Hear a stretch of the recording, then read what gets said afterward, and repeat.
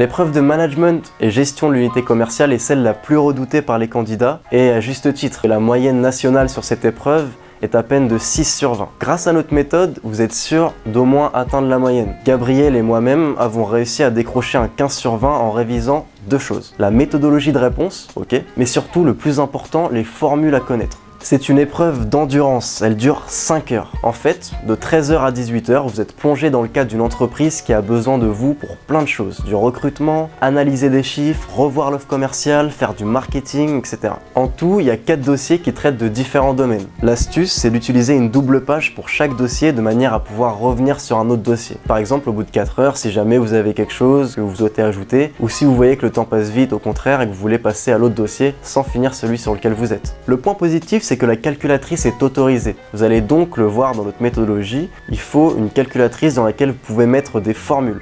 Les correcteurs de cette épreuve vont vérifier deux choses. Premièrement, que vous connaissez les formules de gestion essentielles à la gestion d'un point de vente. Pour cela, je vous renvoie vers le document Formules à connaître. Et deuxièmement, que vous avez conscience de la réalité d'une unité commerciale dans les recommandations que vous ferez, notamment par rapport aux coûts, que ce soit de recrutement, de formation ou d'investissement dans une nouvelle machine par exemple. Il faut absolument prendre des points faciles là où il y en a. Soyez logique. Toutes les questions qui vous demandent de faire une offre de recrutement ou de choisir des formations, c'est du pain béni. Il faut absolument y répondre en étant le plus réaliste et le plus complet possible. Vous êtes sûr de gratter des points. C'est une question de bon sens. Aussi, n'hésitez pas à faire des tableaux. Dans cette épreuve, le correcteur ne va pas évaluer votre capacité à rédiger. On n'est pas en synthèse de culture générale. Au contraire, si vous faites un tableau ou des tirets, c'est plus simple pour lui de corriger et plus rapide. Et ça, ils apprécient. Ça fait partie du fait de faire une copie propre, aérée, soignée. Mettez absolument les formules dans votre calculatrice. Les formules que l'on vous propose sont celles principales qu'il faut connaître par cœur, qu'elles serviront forcément le jour J.